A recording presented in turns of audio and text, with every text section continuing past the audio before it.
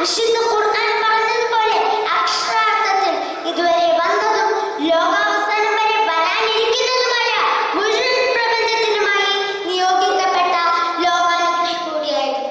സ്ത്രീകളെയും കുട്ടികളെയും സ്നേഹിച്ച തിരുനബി, അവശരെയും അഗതികളെയും ചേർത്ത് പിടിച്ച പരിരക്ഷകൻ, അബസീനിയക്കാരനായ ബിലാലിനെയും പേർഷ്യക്കാരനായ സൽമാൻ ഫാരിസിനെയും ഒരേ ചരടിൽ കോർത്ത സമത്വത്തിന്റെ പ്രയോക്താവ്, ഉയർപ്പെടുന്നതിന് മുമ്പ് തന്നെ വേതനം നൽകണമെന്ന് പഠിപ്പിച്ച തൊഴിലാളി വിമോചകൻ, ഞാനും അനാഥരെ പരിപാലിക്കുന്നവരും സ്വർഗത്തിൽ ഇരുവിരൽ പോലെ സമീപസ്ഥരായിരിക്കുമെന്ന് പറഞ്ഞ അനാഥ സംരക്ഷകൻ, യുദ്ധവേളയിൽ പോലും കുട്ടികളെയോ വൃദ്ധരെയോ സ്ത്രീകളെയോ മാത്രമല്ല ഫലം കായ്ക്കുന്ന മരങ്ങൾക്ക് പോലും പോരലേൽപ്പിക്കരുതെന്ന് പറഞ്ഞ ഏറ്റവും വലിയ ധർമ്മയുദ്ധത്തിന്റെ തേരാളി, നീ കുഴിക്കുന്ന കിണറിലും നട്ടുവളർത്തുന്ന ചെടിയിലും വരെ നിനക്ക് സ്വർഗത്തിലേക്കുള്ള വാതായനങ്ങളുണ്ടെന്ന് ഉത്ബോധിപ്പിച്ച ലോകം കണ്ട ഏറ്റവും വലിയ പ്രകൃതി സ്നേഹി.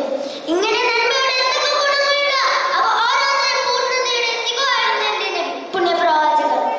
ഒറ്റ വാക്കിൽ പറഞ്ഞാൽ അൽ ഇൻസാനുൽ കാമിൽ, ഏറ്റവും സമ്പൂർണ്ണനായ മനുഷ്യൻ അതായിരുന്നു എന്റെ നബി മുഹമ്മദ് റസൂലുള്ളാഹി സ്വല്ലല്ലാഹു അലൈഹി വസല്ലം.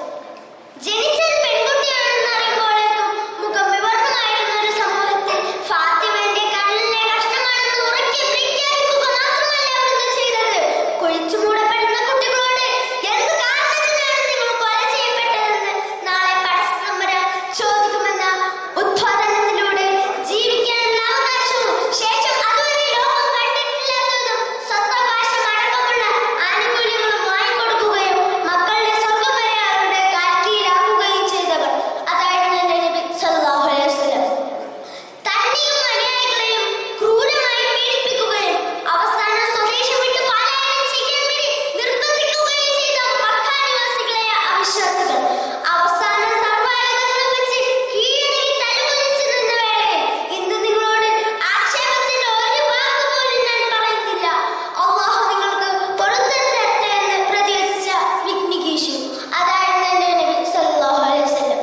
ആ സുന്ദര മുഹൂർത്തത്തിൽ ചരിത്രം ഒരു മുഖത്തുയരിൽ വെച്ച് പോയിട്ടുണ്ടാവും. സഹന സമീപനത്തിന്റെ ആ ഉദാത്ത മാതൃക കണ്ട് ജബൽ അബൂ ഖുബൈസ് പോലും അത്ഭുതം കൂറിയിട്ടുണ്ടാവും തീർച്ച. അക്രമങ്ങളും അവകാശ നിഷേധങ്ങളും അരങ്ങുവാഴുന്ന ഈ കളികാലത്ത് മനുഷ്യക്ഷേമത്തിനും ലോകമോക്ഷത്തിനുമുള്ള ഏക പരിഹാരവും എന്റെ നബി തന്നെ. ഒരറ്റത്തിൽ നിന്ന് മറ്റേ അറ്റം വരെ ഏത് പാദയാത്രയിലും സ്വതന്ത്രമായി സഞ്ചരിക്കാവുന്ന ചെന്നായെയും പിടിമൃഗങ്ങളെയും അല്ലാതെ മറ്റൊന്നിനെയും പേടി വേണ്ടാത്ത സുന്ദരവും സ്വച്ഛന്തവുമായ അറേബ്യൻ സാമ്രാജ്യം സാധ്യമാക്കിയത് അതും എന്റെ നബി തന്നെ. ചാട്ടുളിയിലെ വീര്യത്തോടൊപ്പം കാട്ടുതേനിന്റെ മാധുര്യവും കാട്ടടിയുടെ സംശീത്യവുമുള്ള ലോകം കണ്ടതിൽ വെച്ച് ഏറ്റവും സമുന്നതമായ ഖൈർ ഉമ്മത്ത് എന്ന വിശ്വാസ സമൂഹത്തെ വാർത്തെടുത്തത് അതും എന്റെ നബി തന്നെ. ലഖദ് കാന ലക്കും ഫീ റസൂലില്ലാഹി ഉസ്വത്തുൻ ഹസന എന്ന് വിശുദ്ധ ഖുർആൻ വരച്ചു കാണിച്ച മഹനീയ മാതൃക. മലയാളത്തിന്റെ സുഹൃത്ത് ശ്രീനാരായണ ഗുരു പറഞ്ഞതുപോലെ പുരുഷ